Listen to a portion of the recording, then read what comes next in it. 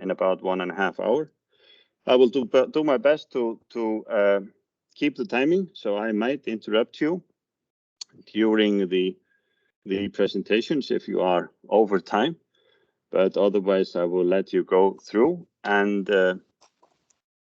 we will wait with questions and discussions after each presentation until in the panel discussion, but please feel free to use the chat whenever you feel you have a question. Don't forget it, just write it in the chat, and Alicia will take care of that and then guide that towards the panel moderators in the end.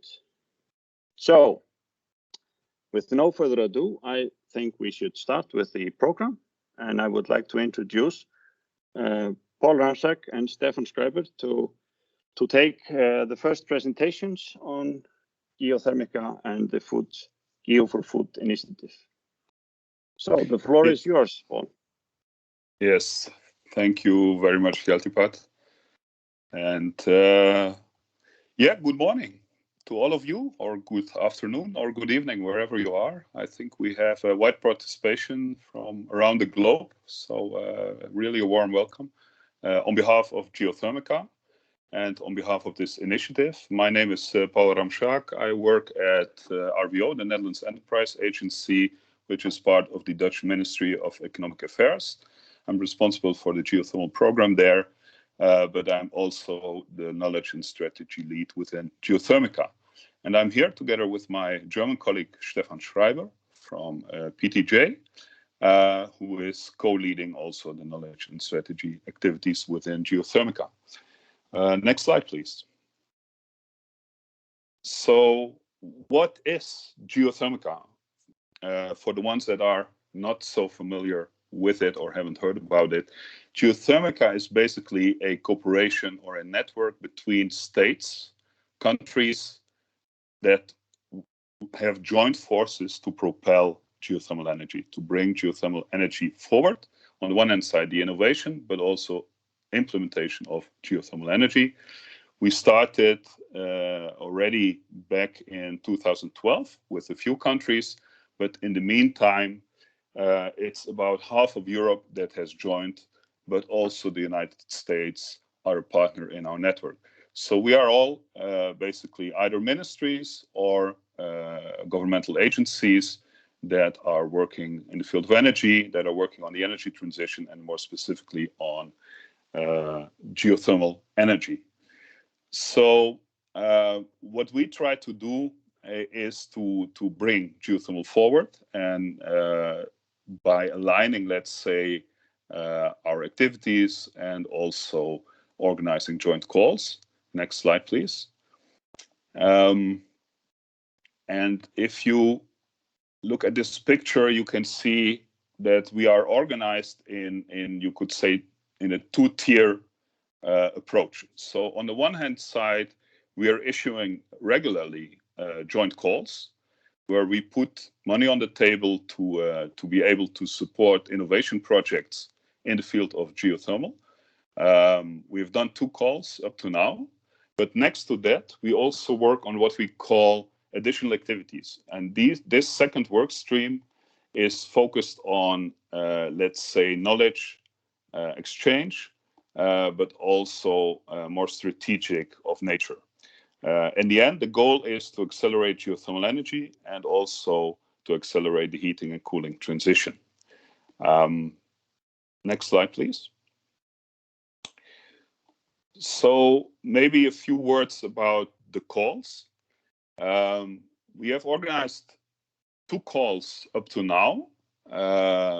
First one was, if I remember well, about 4 years ago. That was a joint call where also the EC put some money into the European Commission put some money into the pot. And then 2 years later, we organized our second call.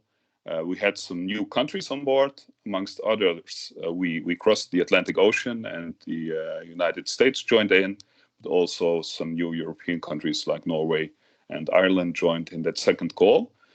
Just to give you a rough picture, we have been able to fund now roughly projects slightly under 100 million euro, about 50% of public funding flowing into it.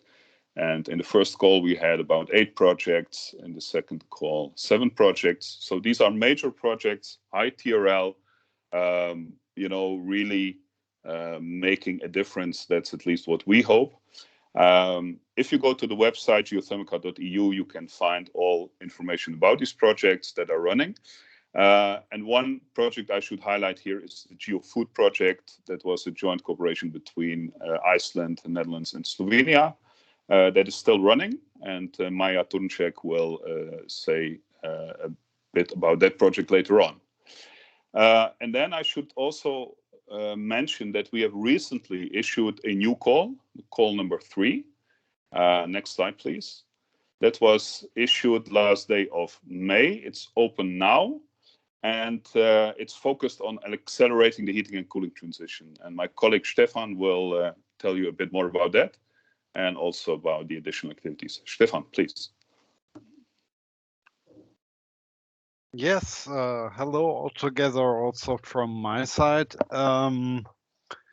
Here you see the actual call, which was opened on the 31st of May, if I'm right, and which is open at the moment. Next slide, please. There is the actual call text. Maybe to start with, the speciality of this third Geothermica call is that it is a joint call together with the Smart Energy Systems ERANET. So we are a little bit broader than in the first 2 Geothermica calls. So not only focused on geothermal, but we have a clear focus on the heating and cooling transition. In short, as always in the European calls, it's a 2-stage call. You need 3 partners from 2 countries. The application language is English, and you will be able to access an electronic submission system which is already opened to submit the documents. But in addition, it's important to contact your national funding contacts to see if any national requirements have to be fulfilled. The pre-proposal stage is open until beginning of October, so I would recommend to visit www.geothermica.eu for the details and the call text document. Next slide, please. Yeah, the last slide concluded the first work stream of work package 7 within Geothermica.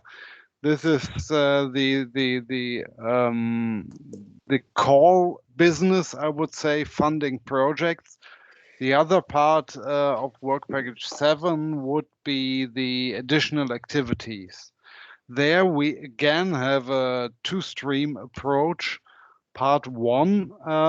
In part 1, we have some activities focused on the member states within Geothermica. So we have specific working groups on topics which are relevant for our member state, which in this case is also the GEOforFOOD initiative. And we do such things as the geothermal project database for funded projects in Europe to be provided to all the funding agencies, and a detailed analysis of the things going on in Europe, and maybe the next steps and further needs for RD&D support. In part 2 of the work package 7, we have activities addressing the community. maybe you already heard about some workshops like on operational issues, the Opera workshop, or we also have had last year's geothermal strategic roundtable. Next slide, please.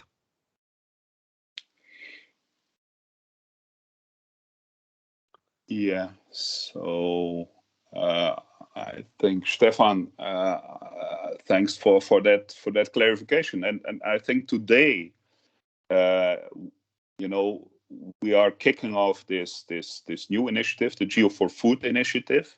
As Stefan explained, we try to take on, let's say, initiative around things that matter strategically.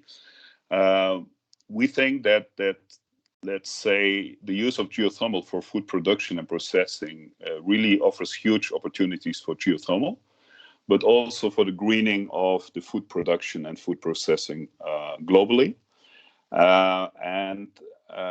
What we would try to see is whether we can build some worldwide momentum altogether with all of you present today to get this moving further. So internally, let's say within the countries that are part of Geothermica, we will start a working group and we will discuss between the member states what we can do together. But I would say with the wider community, with all of you, with industry, with communities, with research institutes, with researchers worldwide, we would like to see how we can also follow this up and build this momentum. So for that, we've organized this first webinar here. We hope that there will be a follow-up. We haven't decided on that yet. That will also be dependent on the response today and the interest. So we are very happy to get your comments and your ideas here. Yeah, let's discuss that further in the panel discussion. So next slide, please. To round that off, we see a huge movement and huge possibilities for geothermal. Definitely, let's say for heating our cities. Things are taking off in Europe. Not only Paris is being heated, you know, already for many years geothermally, but also Munich has huge plans. In the Netherlands, the city of The Hague will be soon heated by geothermal, and other drillings are starting later this month. So many things are going on, but I think also worldwide this is taking on. But parallel to that, the food production and processing offers enormous opportunities. And yeah, it's probably strange that we are, you know, exporting from the Netherlands, for instance, all these vegetables and tomatoes everywhere, where they could be grown locally with geothermal. We should probably rather export our knowledge to make that happen. So without further ado, I think I can round it off here. Just one short remark. If you want any information also on the follow-up of this GEOforFOOD initiative, please check the website, geothermica.eu. The presentations will be made available there, and also any new activities will be announced there. With regards to the third call, the joint call that Stefan mentioned, I would only like to mention that tomorrow there will be another information session, and you can still register for that if you go to the website. So if you're interested, you can simply go to the website and register for the information session tomorrow at 1500 Central European Time. And with that, I'd like to give the floor back to Hjalti. Thank you very much. Thank you, Paul, for an interesting presentation. And for sure, yes, be aware of or be updated with the Q&A tomorrow for the call. So next one in line, I'm going to stop sharing my screen here, is the opportunity to increase usage of geothermal in food production. Helga Gunnlaugsdóttir and Sveinn Aðalsteinsson from Orchidea. The floor is yours. Take it away. Thank you very much, Hjalti, for this introduction. Yes, we would like to present some opportunities to increase the use of geothermal for food production. But first of all,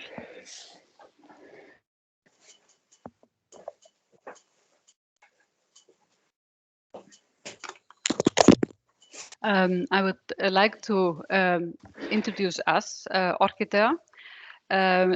Orchidea is an innovation promoter, and we are a corporation in South Iceland, which is funded and supported by Landsvirkjun power plant and also the Association of the Municipalities in Southern Iceland and the Agricultural University of Iceland, as well as the Ministry of Fisheries and Agriculture. And Southern Iceland is by tradition a source of food produced using renewable energy. And the focus of Orchidea is to promote and facilitate the utilization of green energy in food production and biotech. And why food? Well, that's because food security is an urgent global problem. And we know that we need to be able to feed around 9 billion people by 2015.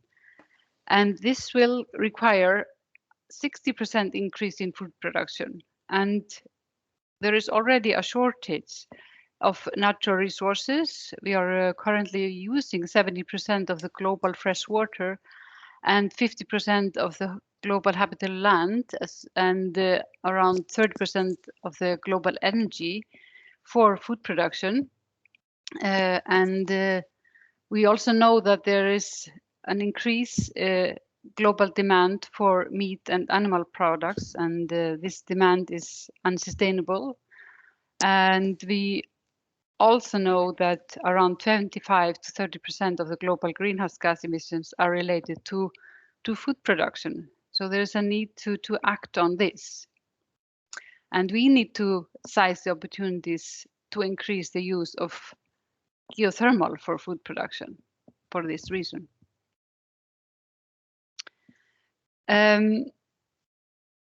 But in this presentation, as I mentioned, we are focusing on the opportunities to increase the use of geothermal for food production. And for that, we need energy. And electricity comes, for example, from geothermal sources, and we use that then for food production. And we can use direct geothermal steam to generate electricity, for example, for growth lights and production of hot water for heating of greenhouses. Also binary cycle turbines to generate electricity using secondary fluids and heat exchanger. Waste heat from geothermal power plants can also be used in sequential food production processes such as aquaponics. And also it's possible to use the CO2 from the geothermal steam to produce, for example, purified CO2 for use, for example, in greenhouses to stimulate growth and increase yield. And one of the opportunities is to use geothermal instead of fossil fuels in horticulture. But there are, of course, challenges related to that, which we'll hear more about later in another presentation. But the energy transition means that there will be less CO2 produced in the combined heat and power production. And therefore, CO2 must be added from other sources, which may be expensive. And then you need to think about ways to retain this as possible in the growth environment. And also consider heating and cooling techniques that could be used, for example, for retaining the CO2 and heat in the greenhouses. Now I will switch over to Sveinn, who will continue with the presentation. Please. Thank you, Helga, and hello, everybody. I will just continue with the some examples of techniques that we've been looking at. The combination of geothermal use and precision agriculture is something we would like to look at. Vertical farming is, as you may know, growing crops in vertically stacked layers indoors, usually incorporating precision agriculture techniques.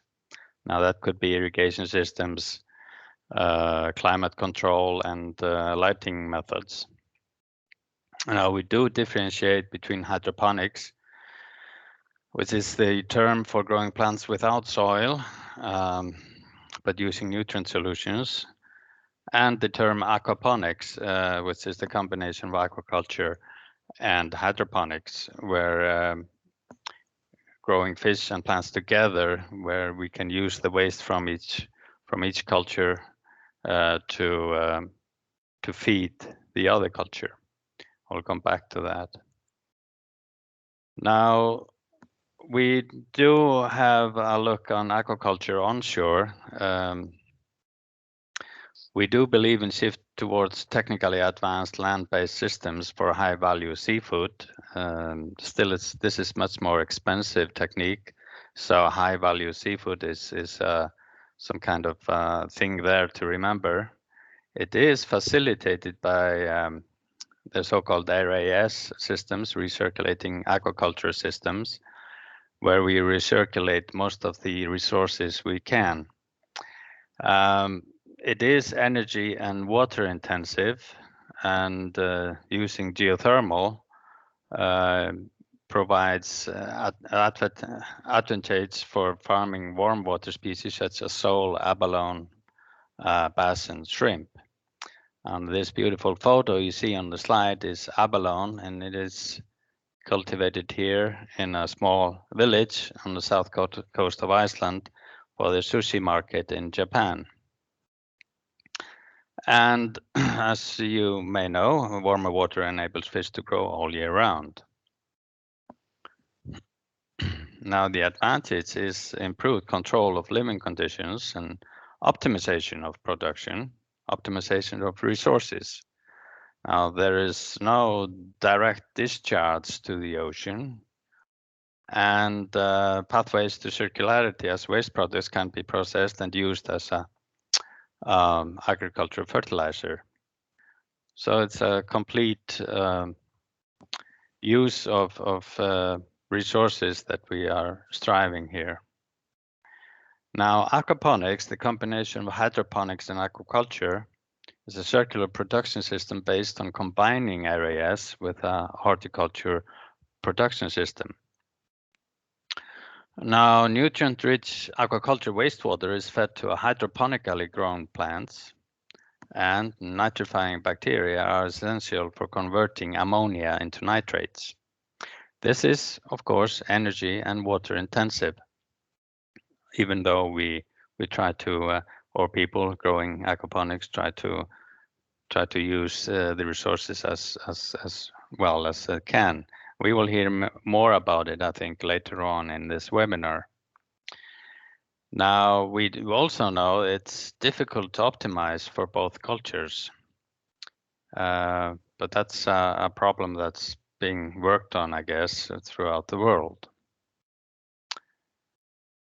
Now, lastly, we would like to mention the production of single-cell proteins, where we use microalgae, yeast, fungi, and bacteria, not all together, but separately, but they all head towards producing microbial protein biomass. Now we say fermentation, but it's processes or maybe bioreactors where we can use different kinds of materials to produce microbial protein biomass. Now this requires energy, and geothermal is used for at least microalgae here in Iceland. This is very promising cultures. Now this dilute microbial protein biomass is then concentrated, and that in turn requires energy. And geothermal is great for that. Now, the advantages of single-cell protein production is the high growth rate of microorganism, much lower water footprint than agriculture food production. They do have, as a rule, high protein content in the dry mass, and production is independent of seasonal and climatic variations. And we can optimize so we have a consistent product profile. Now, these methods are just to mention the great number of possibilities that we have to use geothermal for various food production. And we want to hear from you. So we have a website, orchidea.is, and please visit us and we can take a chat. Thank you.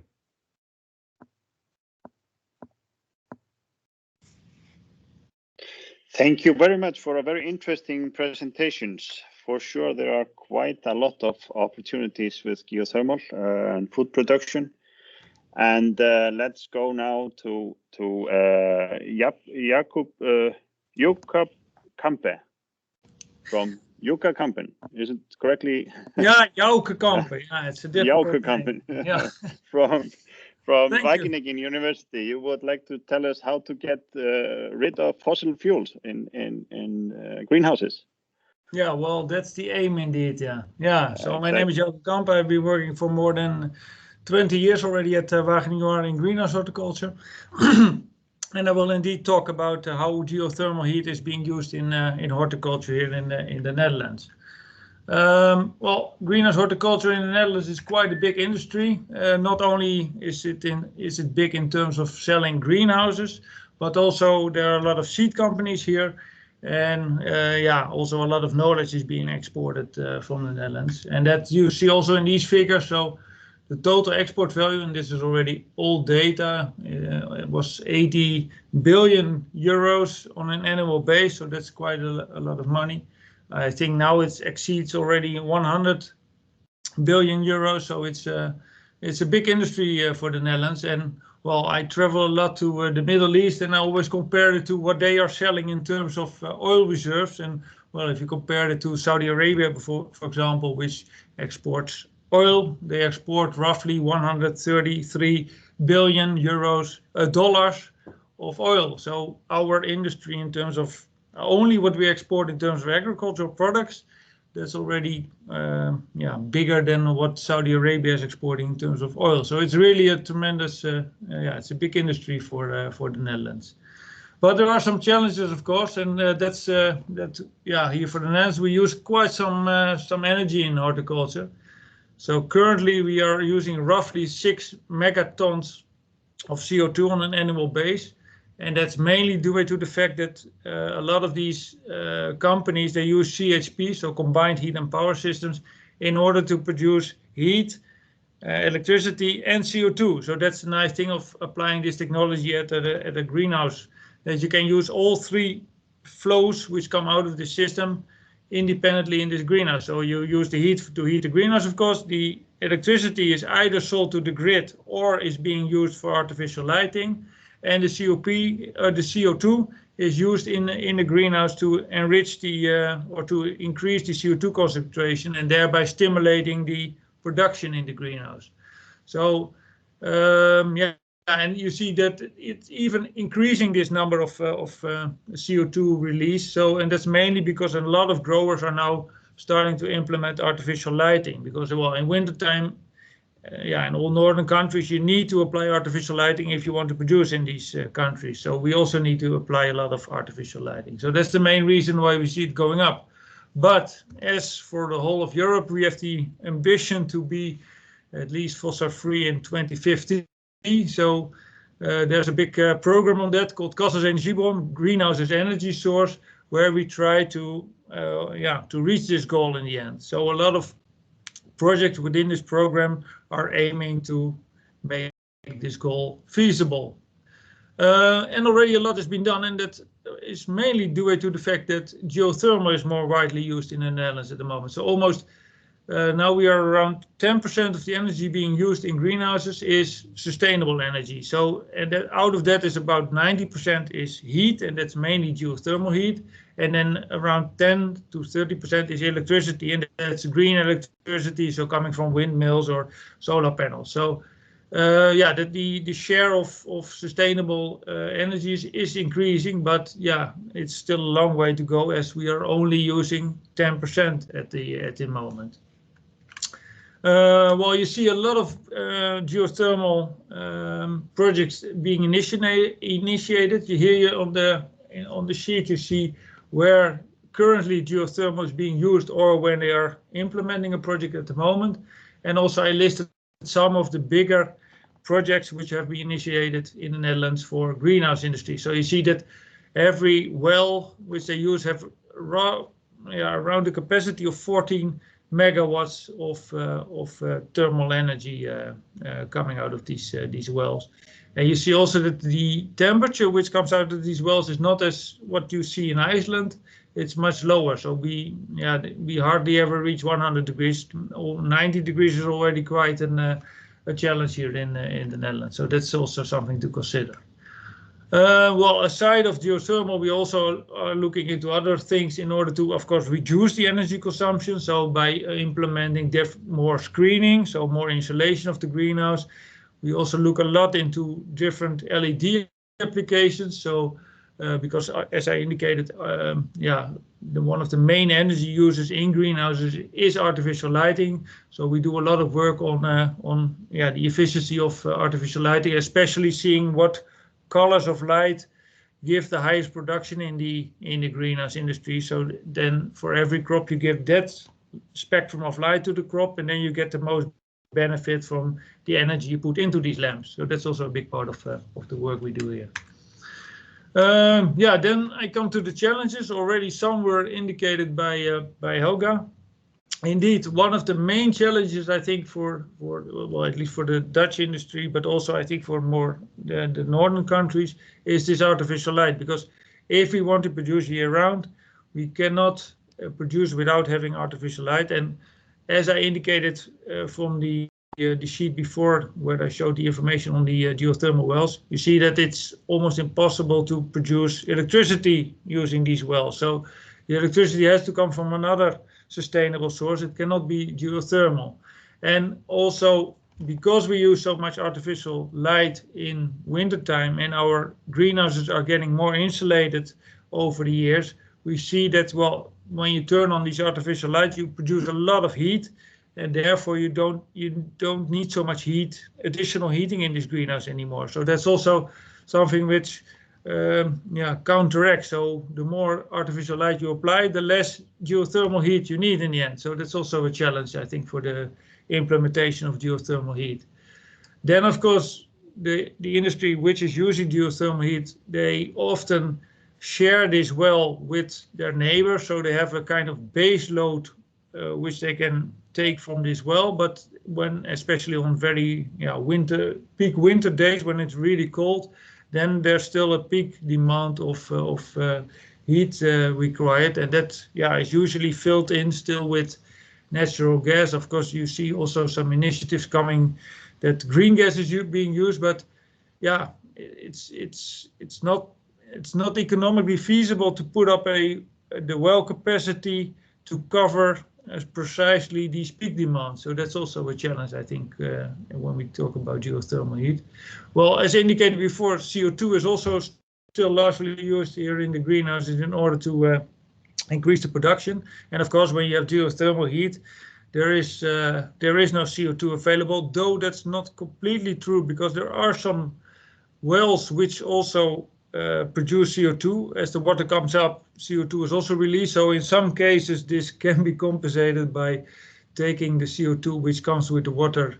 But that needs some more research, I think, on how to really separate the CO2 and the water in a proper way. But that's something to look into as well. Well, this connection between several companies using the same well, it's going better now, but that was a problem in the past because of tariffs and how much one grower was using more than the other grower. So there was a lot of discussion on these tariffs, but I think in some constructions it's now well arranged. Of course, the high initial cost is a big issue, and together with the fact that when you drill somewhere, you are never entirely sure if the well will in the end produce the amount of heat you need for your company. But in the current system we have from Kassels Energiebron, the government gives a kind of guarantee. So if the well in the end will not produce the amount of heat or no heat at all, then the grower can use this insurance from the government, so he will not lose the money. He can find an alternative source of energy. So that's a good system, I think. And to my knowledge, this insurance has never been used up till now, so it's for the government also not a big issue at the moment. But especially with the initial projects, it was a big issue because a well costed 5 to 7 million euros, and a lot of farmers were not willing to take this risk, so the government had to step in. And then the final point, which is a challenge, of course, that in the summer, given the temperature of the water coming out of these wells is quite moderate. There's hardly any use of the geothermal well in the summer period.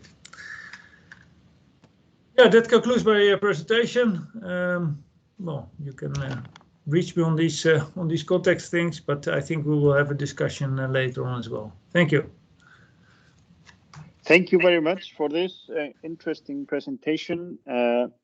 Yes, for sure, we can use geothermal for food production, but we can also use it for processing. And I think that the next presentation will tell us a lot about that. Luca Guglielmetti from University of Geneva is going to tell us all about how to process food with geothermal. So Luca, take it away. Yes, thank you very much, and welcome to everybody to this webinar. Today I would like to share with you some case studies, some information about how geothermal energy is used in food processing, actually. So the overall presentation will be based on a little overview of geothermal energy in food processing, and then case studies and what can be done to actually increase the penetration of geothermal energy in the food industry. For food processing, actually, we talk about any method that can turn fresh food, which comes from the pure production, into a food product. And these can combine different types of processes, including washing, pasteurizing, freezing, fermenting, cooking, or adding any type of ingredients that can, for example, contribute to increase the life of the product. When we look at the geothermal in the food supply chain, we can say that actually geothermal is and has the potential to enter into all the phases of the food supply chain. But in particular for processing, we talk about the application in particular at the farm level, at the storage, and then finally at the consumer level. So you can see here, for example, the different type of application of geothermal energy in the food sector with different temperature levels, different type of applications, and on the, let's say, right-hand side, where you have the highest temperature, you can see where actually food processing is implemented. Of course, when we talk about the most basic type of food processing is cooking. Probably it is also the most ancient way of processing food that the human being has ever used. For example, we have an example in Lanzarote, we have example in Azores where they actually cook by boring pots in the ground. Even in Iceland, they bake bread in hot spring. Which are usually in the temperature range of about 100 degrees. Another application that is very important and it's growing in terms of market opportunities is food drying. Food drying is require actually quite a lot of high temperature, and it's quite energy intensive as a process. But with geothermal, we can do something better. For example, this is done in Greece, where a farm is actually drying food using hot water from a 400 meters deep well at 62 degrees, and using this temperature over, let's say, soft dryer equipment, they are able to dry vegetables at a much longer time with respect to the industrial standard. If we consider, for example, they dry food over 36, 40 hours with respect to the 3-4 hours, which are commonly used in the industry. And even if time is longer, actually has many advantages, because what we are talking about is making food sustainable, but also more nutritious for people, therefore improving the health of the customer. And using this solution, actually, they are able to preserve all the nutritional aspects, and they don't need to add additional flavor or aroma, because everything is preserved, which is actually a very sustainable way of processing food. Another application that is very, very important, and it's quite also actually is not sustainable at all if we look at the industrial standard, is dairy. Basically, we need high temperature heat between 70 and 100 degrees. And there are many applications all over the globe where dairy is already integrated with geothermal energy. But there is one case in particular which I would like to share with you, because gives a lot of food for thought, literally, about what can be the advantages of using geothermal. Is that, for example, in Tuscany, they use the steam from a power plant before entering the power plant to direct the steam to a farm, which actually use all different type of temperature in the dairy process, in making pecorino cheese. And actually the advantages are many. First of all, using geothermal, which is locally produced, and it's a sort of a cascade application, in this case from standard power production, they are able to save about 10,000 euros per month of bills. And also they save emissions into the atmosphere, and you having the possibility to get certified, and this is an element that we, as a geothermal community, we should think about when we talk about food. They can actually sell white certificates and actually create outcomes and incomes, financial incomes, thanks to this solution. Another important market opportunity for geothermal in food processing is for sure the alcoholic beverages in general, which have to be made more sustainable. For example, if we think about the standard global warming potential of a liter of beer is 0.7 kilogram of CO2.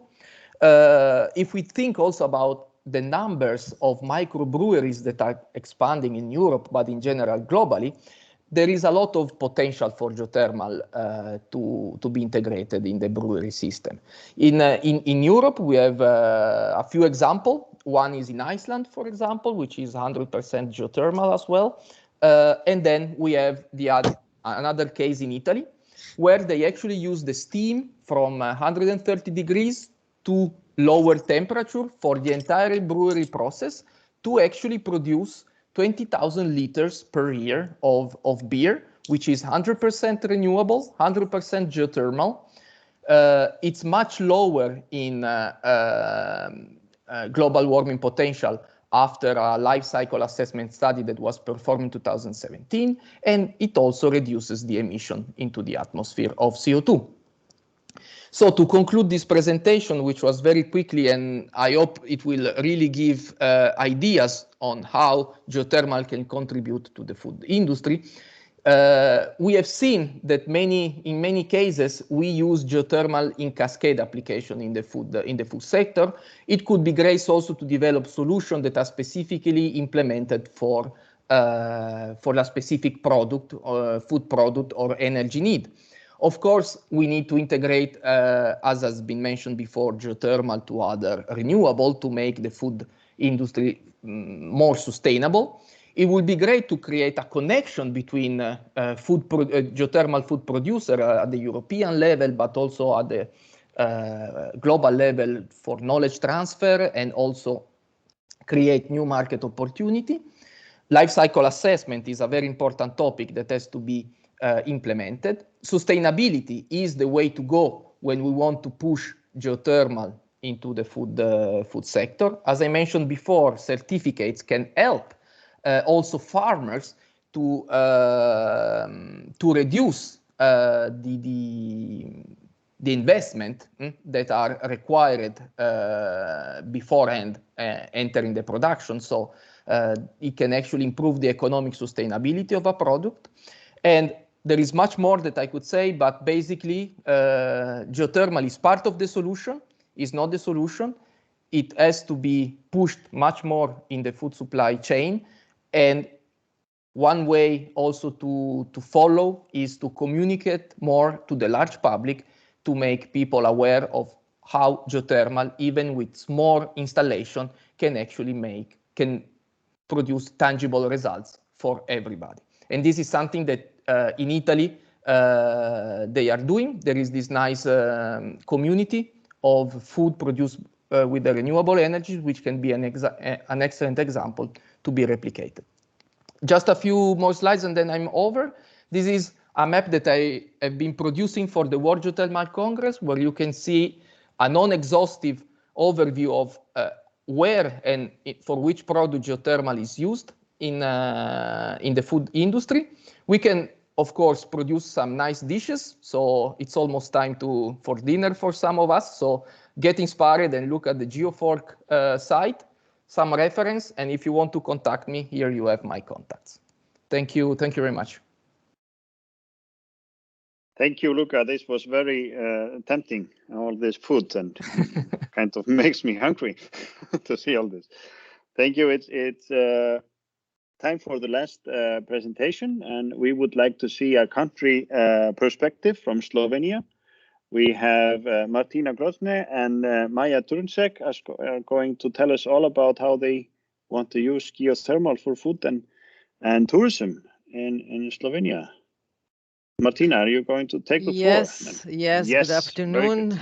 Good afternoon also from me to all of you. And good morning if somebody is on the other side of the world listening to us.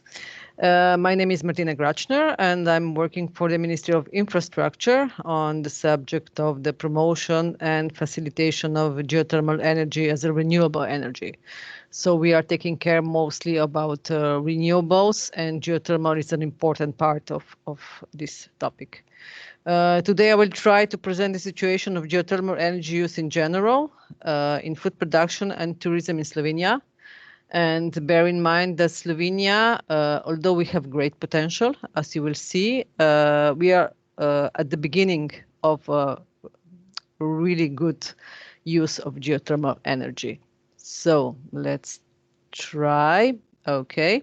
I would like to start this presentation with this map of Slovenia, showing the temperature on the depth of 100 meters below surface. And as you can see, in Slovenia, the potential for the use of shallow geothermal energy is present almost everywhere. That's a very good news. Most aquifers with thermal water are located on the east part of Slovenia.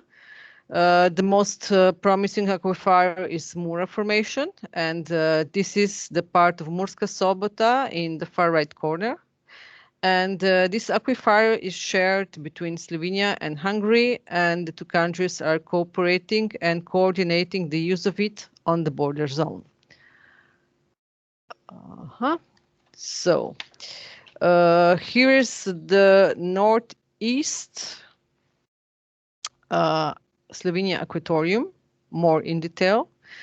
Different colors are indicating different temperature levels, and in this region the water temperature can be below 40 degrees Celsius.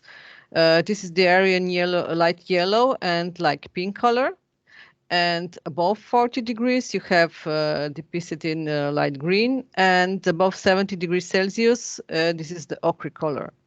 So I have to also emphasize that this area is a highly rural area, and it is not a coincidence that the only two geothermal wells for agriculture we have in Slovenia are situated here. and not elsewhere. Of course, you can find here also various spas. The most known is Terme 3000 or Moravske Toplice with black thermal water. And this is the picture of our second large aquifer, the Southeast Aquifer. This is on the south of Slovenia. I think it's safe to say that this aquifer is the largest, has the largest concentration of spas in Slovenia. Thermal waters is here obtained at 3 locations from at least 6 wells. You have Terme Čatež, Šmarješke Terme, Terme Dobrna, etc. So you have a lot of them, basically. Differently from the previous picture, you have here the temperature of groundwater in numbers, and you can see that on the west part of the area is around 40 degrees Celsius, while on the east part of the temperature is higher. In the dark pink part of the temperature rises up to 70 degrees Celsius. So it's not that high as in, for example, Iceland or Netherlands. The depth of these aquifers is low. It varies from 200 meters up to 500 meters. And in the area, for example, in the area of Spa Čatež is between 200 to 350 meters. And in the area of Dobova, which is on the border side, is 330 to 500 meters. And the important part is this aquifer is not transbordering. So those are our main aquifers, but due to detected elevated temperature in the underground, there are probably also others that we are currently not aware right now. There is a distinguished possibility that there is a suitable source on the coastal area. This is the bottom left corner where copper is. In the Ljubljana basin, this is the center, and near Ormož. This is on the Croatian border below Maribor. Since there weren't done any processes or drilling yet, the potential of those areas is still unknown. In the past, we had an oil production company, but unfortunately no significant quantities of oil and gas have been found, and therefore we had a lot of bare holes, but only a few of them are in use. We have currently 551 registered boreholes, but only a few in function. Currently, there are 3 active boreholes, mostly for spas, and only 2 are for greenhouse heating. Contrary to deep geothermal, we have a lot of shallow geothermal. In shallow geothermal, we have more than 11,700 operating devices, and they are increasing. And while the shallow geothermal for heating and cooling is in fact developing and rising in number, the deep geothermal is on hold, or at least has been till recently. And there are several reasons for this. First of all, there are environmental problems. So pressure drop in the 2 main geothermal aquifers, environmental problems with thermal wastewater emission. So the water was emitted directly into rivers. The water was not reused or not being processed previously. There was a lack of financial incentives, since you know that geothermal energy is like very, very expensive. There was no really a good incentive to use geothermal energy, and ban on wells without reinjection. This is a recent one. Now, just a few words about future actions. Geothermal, the usage of geothermal energy is basically split between 3 ministers. Our ministry, the Ministry of Agriculture, Forestry and Food, and between the Ministry of Economic Development and Technology. The Ministry of Agriculture, Forestry and Food has recently started new activities.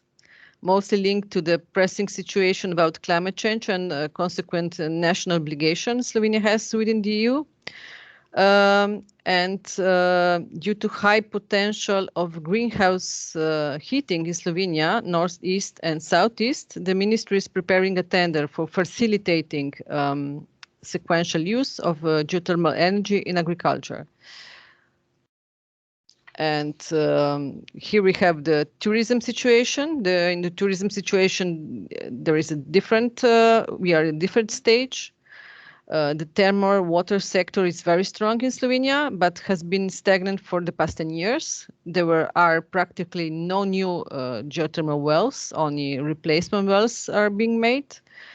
And due to new higher legal efficiency requirements, less thermal water is irreversibly thrown away than in previous years. Thank God for that.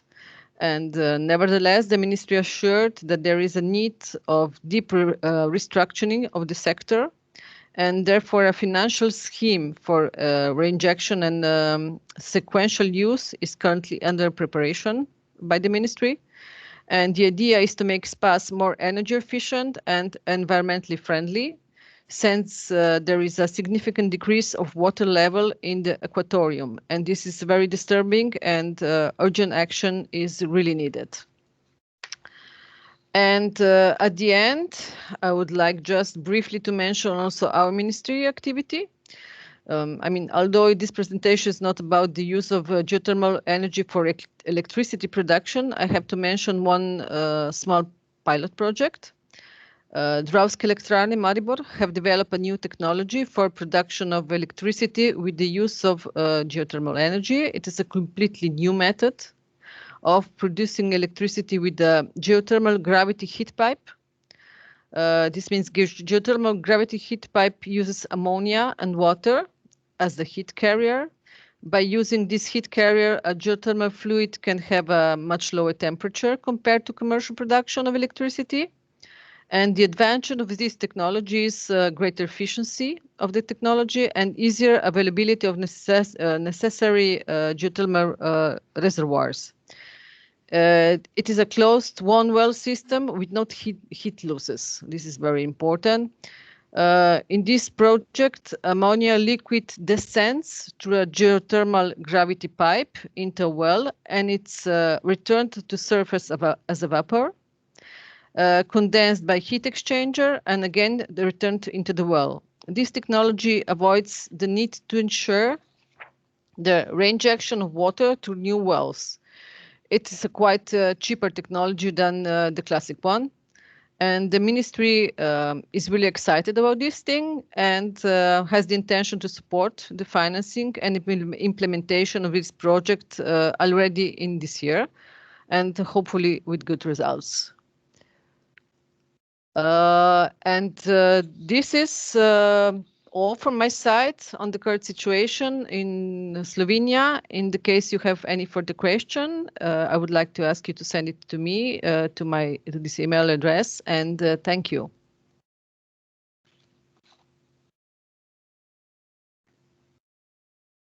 Back to you, Hjalti. Thank you so much for this presentation. So Maya, you have few minutes. We have already finished the 1 hour we had for presentation, but we can allow you to have your minutes before we go to panel. Thank you, Martina. First, I want to apologize to all the audience. My computer shut down about an hour ago with all of my pictures that I wanted to show and the PowerPoints, so I almost had a heart attack about then. But hopefully, since I also have just a few minutes, I think I will just say the gist of it. My name is Maja Turušek. I come from University of Maribor, Faculty of Tourism. And within Slovenia, we're part of the GEOFOOD project. So thank you, Alicia and Hjalti, for sharing the website of the project. The project has been financed by Geothermica, and it's led by Professor Ragnar Solarinsdottir from Iceland, and the partners are also from the Netherlands, from Wageningen University and Landing Agriculture, and Slovenia, our university and our municipality. And what we've been doing in the project is, while in Iceland and in the Netherlands, they've been testing and building showcase projects for aquaponics. In Slovenia, we didn't do the demonstration center, but we focused on tourism. So what we did was we analyzed what the role of tourism is in promoting geothermal future, so more of the geothermal energy. And together with Barbara Pavlakovic, we made an analysis of case studies. So that's why I'm sorry I can't show you the pictures, but primarily the question is, how do tourism and geothermal food production come together? And our answer was that tourism is actually a highly important ambassador of geothermal energy. So in one of our research, so in the study that we did on approximately 450 participants, what we discovered was that people who visit thermal spas, as you've seen from the presentation of Martina, that's really one of the biggest usages of geothermal in Slovenia, and one of the main pillars of Slovenian tourism. So people who visit this kind of tourism, their image, so the public image of geothermal energy is higher. So there is a correlation on the way of how much do you use, so how much do you actually get in contact with geothermal water, because in Slovenia that's very much a way to stay healthy. And the picture that you have in your mind about the role of geothermal energy. That would be one way of how tourism and geothermal combine. Another way, and I think that one is also highly important for this panel, is the fact that geothermal food producers or food processors need to realize that there are very different ways in terms of how to use their industry also in touristic manner. So how we call this is industrial tourism.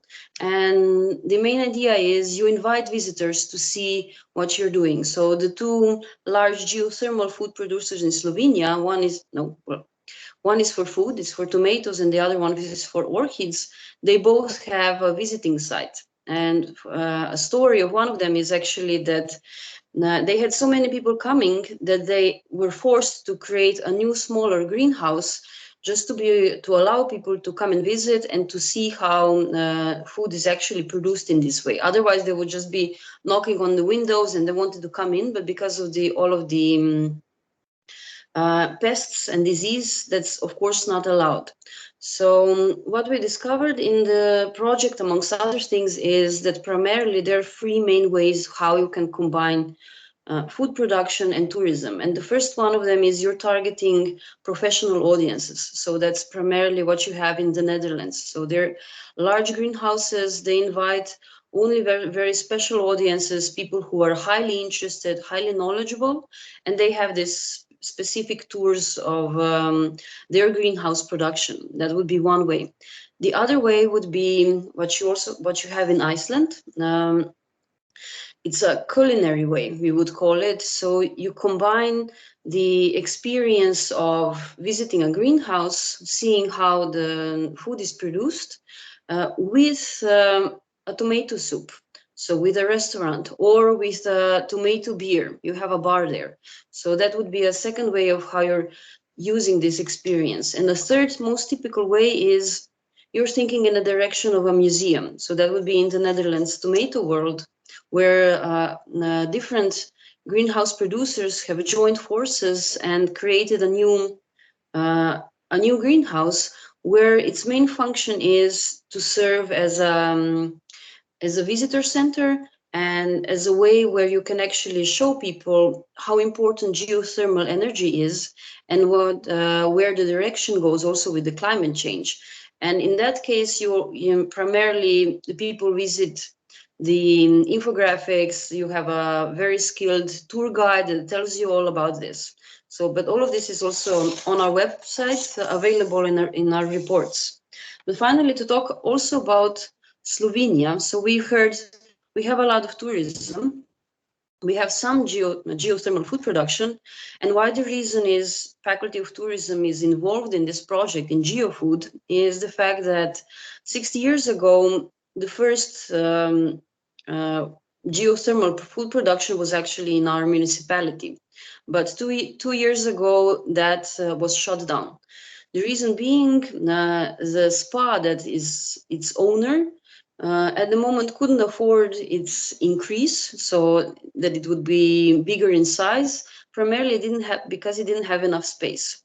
So one of the issues in this type of production, it was hydroponic tomato production, you have a lot, the need was for more hectares, but there where the spa was located, they do not have it.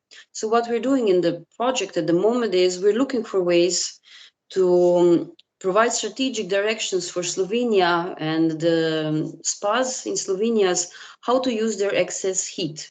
So the cascade heat, in order to either go in the direction of food producing, for example, aquaponics, or some very specific smaller ways of niche food production. Here we see directions of finding ways for ecological food production. Because also with the European Green Deal and in the direction there. And another direction would be so one would be the food production. The other direction would be food processing. So what we already heard was microbreweries, all of these possible ideas that spas could head towards now, especially now where the awareness for the need for diversification of their offer is very high.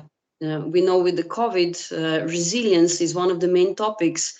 And also the issue is all of this geothermal energy that was now used in spas, if they were not used for health recoveries, they just stopped. So what can we do in order to make the spas more resilient, and also for our municipality to relive our history, because something that was there 60 years ago, we were proud to be one of the spearheading industries in also in Europe, because we had this old food production now just sadly died, and we're trying to find ways how to relive those moments. So this would be all for me. And for more information on the GeoFood project, please visit our website and contact us there. And apologies again for not having all of this in pictures. Thank you so much, Maya and Martina, and to all the speakers. Thank you very much for a very interesting presentations. Now I think, all the speakers should join the panel. And I would like to give the floor to Paul and Svit to moderate discussion from now on.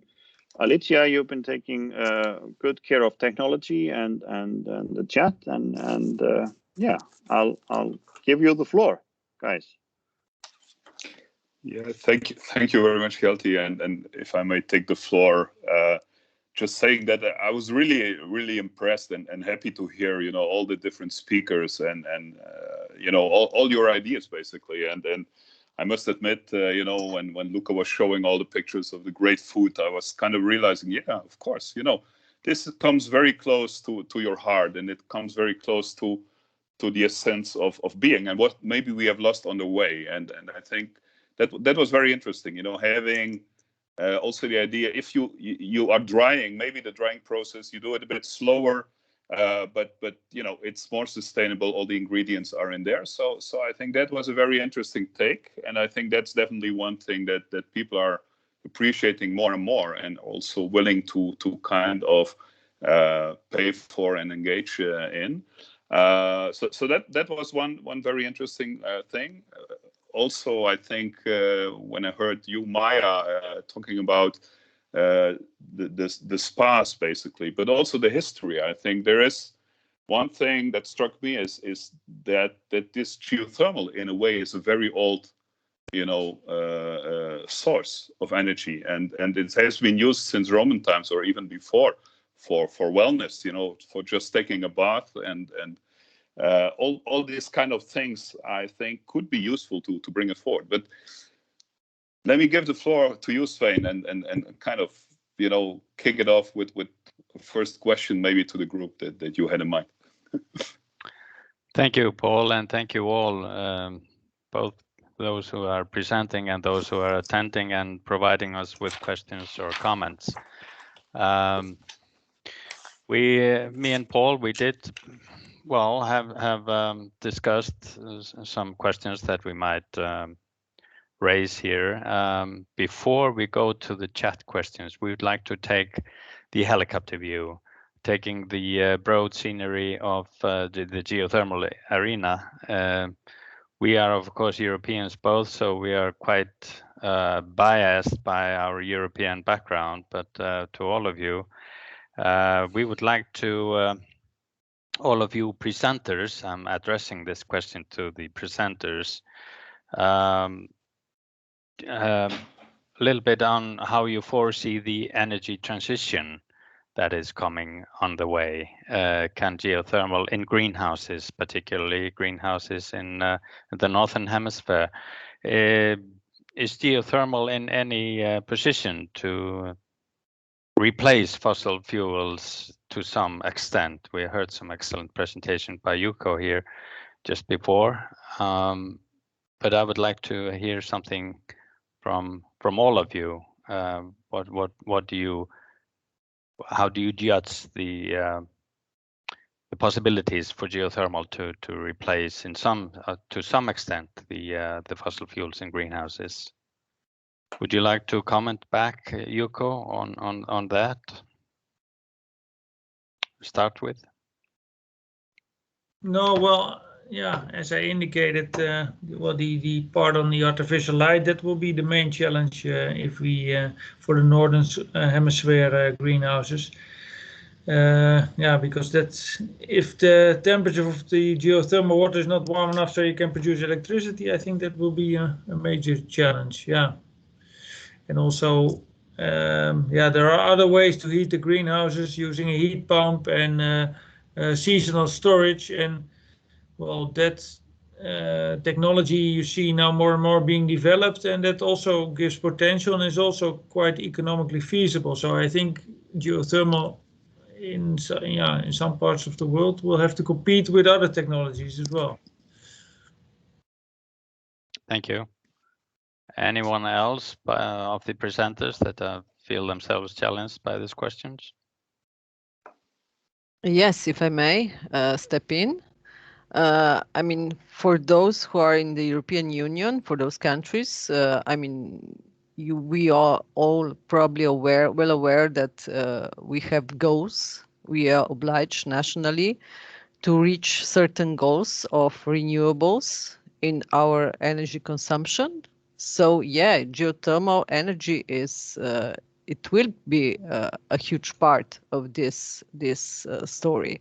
It has to be a huge part of this story, because otherwise we will not reach the target.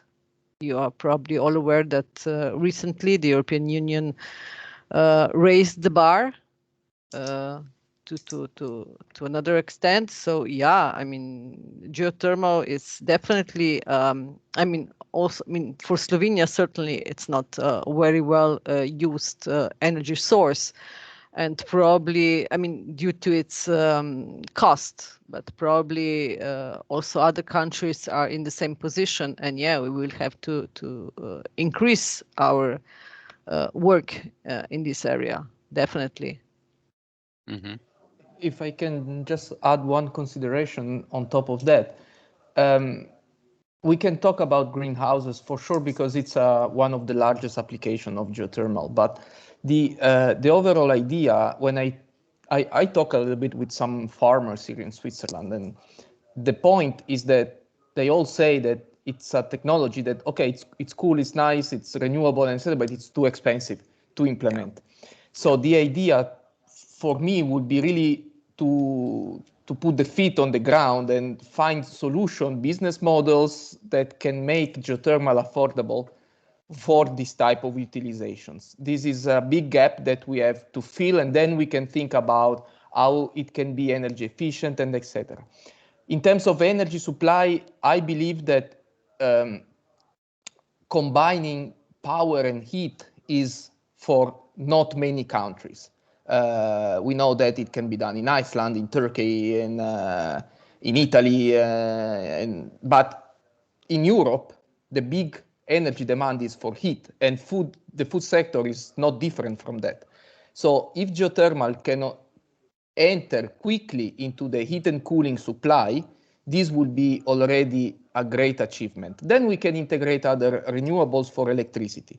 But heating and cooling, I believe it should be the focus in the short term.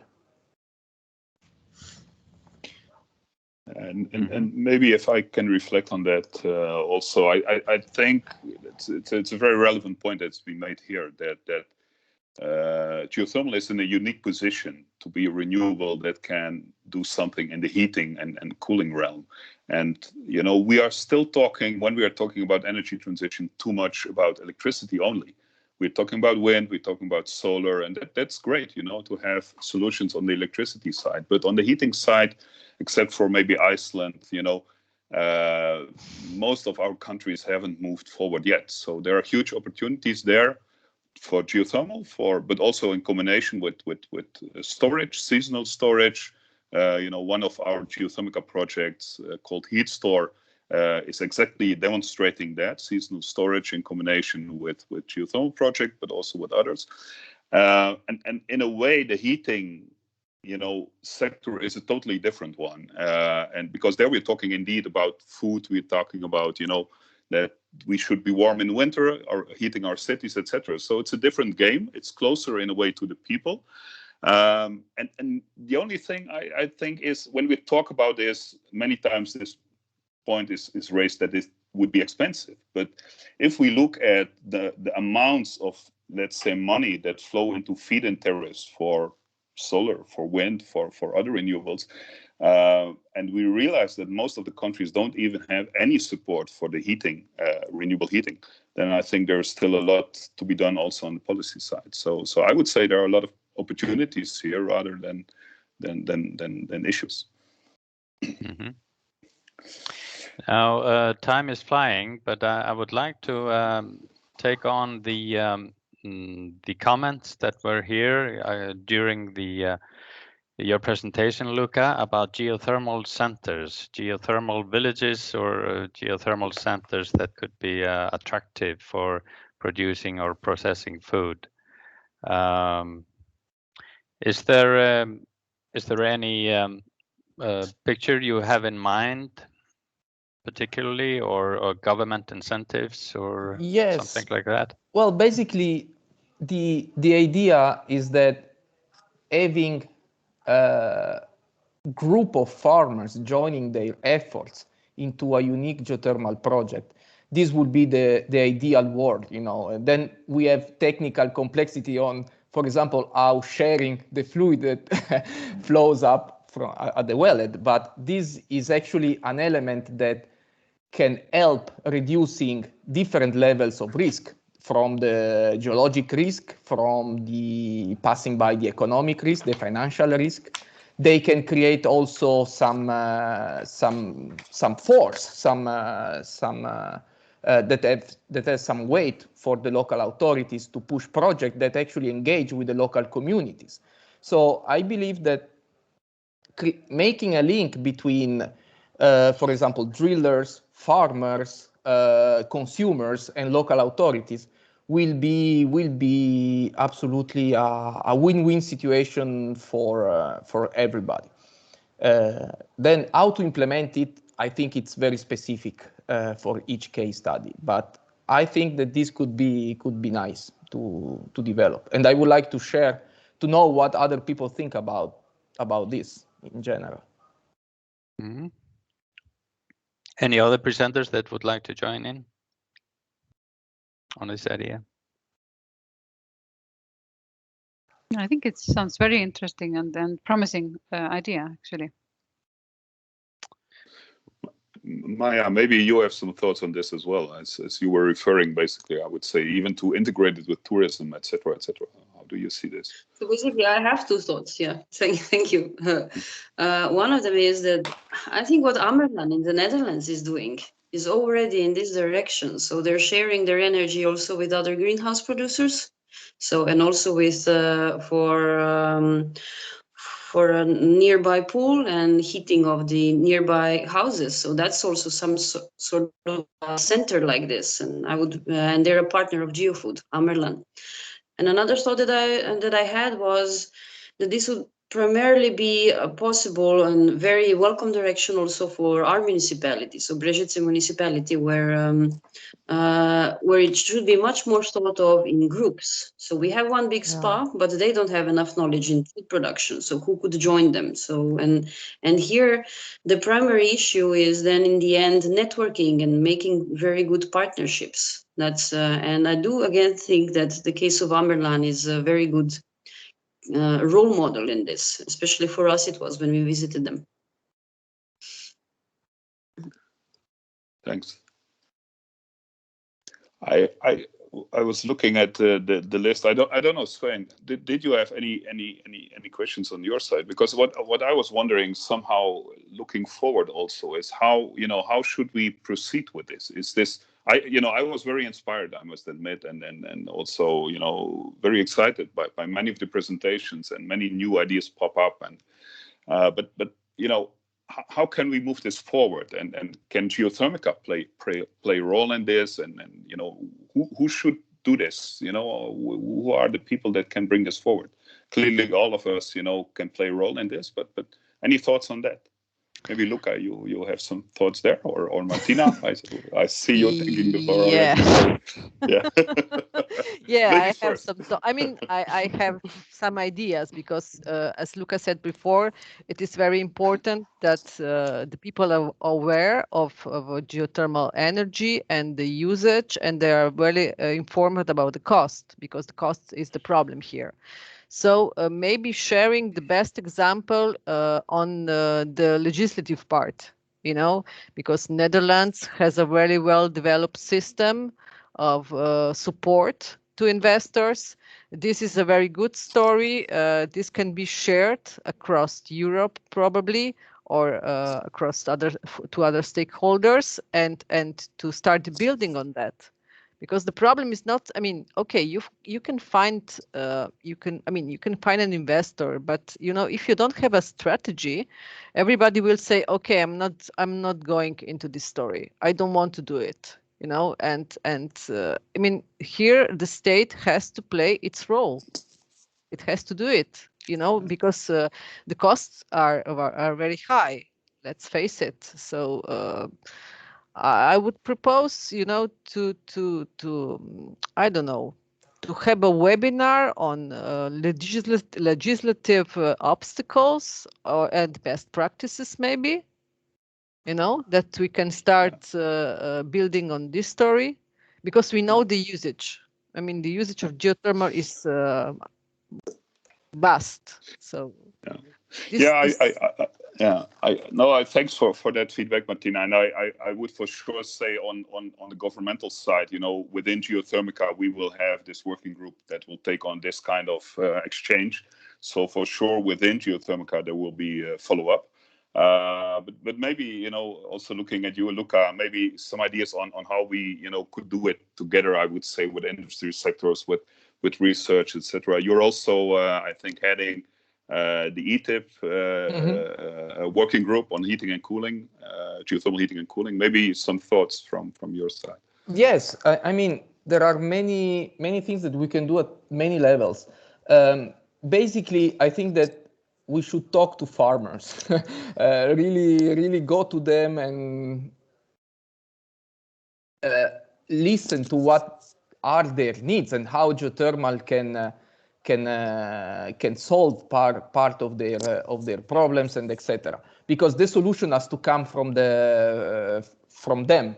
And then we can actually develop strategies to connect the dots. Because when I show the map of the world with all the application, I'm not really sure that a farmer in Paraguay is a knowledge about greenhouses in Greece, for example, that they do maybe the same type of product. So I believe that creating this sort of network will be very important. And also, what I experienced when I prepared a proposal last year was that the farmers are, of course, they are thinking about their daily job, okay? And then we come as a researcher and saying, okay, we have this nice fancy idea that can revolutionate your production. And the guy say, okay, yes, how much does it cost? What is the risk of changing everything in my in my daily life. This is very important. So I think there is a stepwise approach that we can develop, talking to farmers, connecting to the research community, connecting to the local authorities, also to find funding opportunities to implement something innovative in their production. Yeah, thanks very much, Luca. I think that is great, and of course, in a way, I think the potential is here to connect indeed the farmers and maybe more the small scale. But on the other hand side, also somehow what triggers me always, you show these beautiful pictures of the Italian beer and the cheese, etc. And Netherlands is well known for the cheese production, but still we don't have the geothermal cheese production. And neither we have the beer production. So I think there's still a way to go there, and lots of opportunities. I see hands raised, but at the same time, I'm looking at the time. So maybe if you can be short in your answer, that would be great. Maya, please. Yes, just as very short. So what Luca said was, when we were trying to find all of the European geofood producers, it was quite a challenge. So I think it would be not a very big task, but something that Geothermica could take on is to make a network of all the geothermal food producers and food processes. And so just to showcase them on a web page. I think that would be highly helpful for all of the new ideas and also for those that already exist. And for us to really to do research with them. Okay, yeah, thanks very much. And then looking at the time, maybe if I can round this off, I would say, a lot of helpful input here in terms of follow-up, definitely within Geothermica, within, let's say, the more governmental side, we will have the working group and continue with this. There have been good suggestions, and I think in terms of having another webinar or maybe having a community set up, whatever, we would interact with you, probably also with you, Luca or Maya, to see what is feasible. We cannot decide yet today, but I'm sure, looking at the enthusiasm and the ideas that come up, that there will be a follow-up to this. So from my side, thanks very much. I would say on behalf of Geothermica strategy leads, this was very welcome and very positive.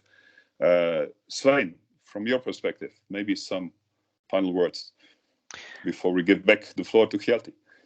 Yeah, thank you very much, everyone, for this giving conversation. What we see is geothermal can be used in so many ways. We are talking about food processing, about cheese, about greenhouse growing, microalgae and macroalgae production. So the possibilities are endless. I did get some questions in the chat, but I will try to answer that question, which was quite specific, directly with the person who raised the question. But other than that, thank you so much. And thank you for the questions. Okay, yeah, I would like to say same thing. Thanks everyone that put the questions in the chat. We don't have the time, unfortunately, to answer them all in this webinar, but we will have them collected, and we know that you're part of this family in a way, I would say, the interested people. So we will keep you updated if there would be any follow-up. And as said, we have already some concrete plans. So with that, thanks on my behalf, and I give back the floor to Hjalti to round this day off. Thank you very much. Yes, this has been a quite interesting webinar, and I was excited for food production for geothermal, but I'm even more excited today, and I think there is a strong community here.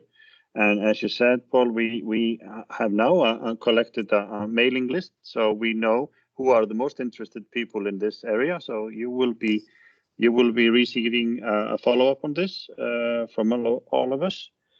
So with that, I would like to thank all the presenters for a very good presentation, an interesting one. Orchidia for starting this initiative with us and combining us with Geothermal and Geothermica. I think that was a very good idea, and I foresee a continuation in that cooperation for sure.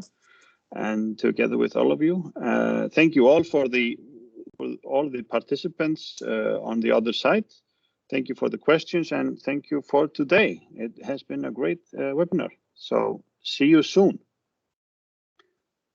Thank you, Adios. Hjalti. Bye. Thank you. Bye. Thank you to Goodbye, all. everyone. Thank you very much. Bye. Thank you. Bye-bye. Goodbye. Bye bye.